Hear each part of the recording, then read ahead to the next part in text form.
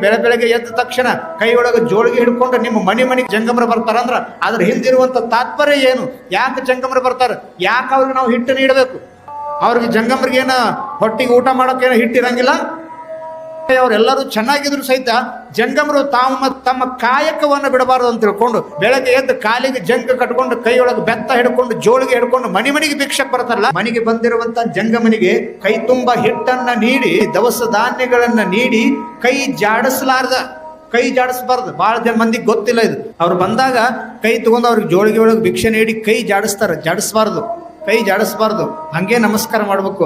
ಯಾವ ಮನೆಗೆ ಪ್ರತಿನಿತ್ಯ ಜಂಗಮನ ಪಾದ ಸ್ಪರ್ಶವಾಗ್ತದನೋ ಆ ಮನೆ ಒಳಗ ಪಾಸಿಟಿವಿಟಿ ತುಂಬತೈತಂತೆ. ಯಾವಾಗ ಜಂಗಮನ ಜೋಳಿಗೆ ಏನು ಸಾಧ ಅಂತ ತಿಳ್ಕೊಬೇಡ್ರಿ. ಜಂಗಮನ ಜೋಳಿಗೆ ಇಂಥ ಶಕ್ತಿ ಐತಲ್ಲ, ಕೈಯೊಳಗೆ ಜೋಳಿಗೆ ಹಿಡಿದಿರುವಂತ ಜಂಗಮ ಈ ಮನೆತನಕ್ಕೆ ಒಳ್ಳೇದಾಗಲ್ಪ ಅಂತ ಹೇಳಿ ಮನಸ್ಸಿನೊಳಗೆ ನಿಮ್ಮ ಮನೆಯೊಳಗೆ ಬಂದು ನೀವು ನೀಡಿರುವಂತ ಹಿಟ್ಟು ನೀಡಿಸ್ಕೊಂಡು ಮನಸ್ಸಿನೊಳಗೆ ಮನೆತನಕ್ಕೆ ಒಳ್ಳೇದಾಗ್ಲಿಪ್ಪ ಭಗವಂತ ಅದು ಬೇಡ್ಕೊಂಡ್ರೆ ಸಾಕು, ನಿಮ್ಮ ಮನೆ ಉದ್ಧಾರ ಆಗ್ಬಿಡುತ್ತೆ. ಅಷ್ಟು ತಾಕತ್ತ ಜಂಗಮನ ಜೋಳಿಗಳಿಗಿರ್ತದೆ. ಬೆಳಗ್ಗೆಯಿಂದ ಸಾಯಂಕಾಲದವರೆಗೂ ಮಾಡಿರುವಂತ ಪಾಪವನ್ನ ಮರುದಿನ ಬೆಳಗ್ಗೆ ನಾವು ಜಂಗಮನ ಜೋಳಿಗೆ ಹಾಕ್ತೀವಿ. ಅದು ಹಿಟ್ಟಲ್ಲ, ಅದು ನಾವು ಮಾಡಿರುವಂತ ಪಾಪ ಅನ್ನೋದನ್ನು ತಿಳ್ಕೊ. ನಮ್ಮ ಪಾಪವನ್ನೆಲ್ಲ ಗೋಳೆ ಮಾಡ್ಕೊಂಡು ಹೋಗಿ ನಮಗೆ ಪುಣ್ಯದ ಪ್ರಾಪ್ತಿಯನ್ನ ಮಾಡ್ಲಿಕ್ಕೆ ಪರಮಾತ್ಮ ಯಾರನ್ನ ಕಳಿಸ್ಯಾನಂದ್ರೆ ಅದು ಜಂಗಮನನ್ನ ಕಳಿಸ.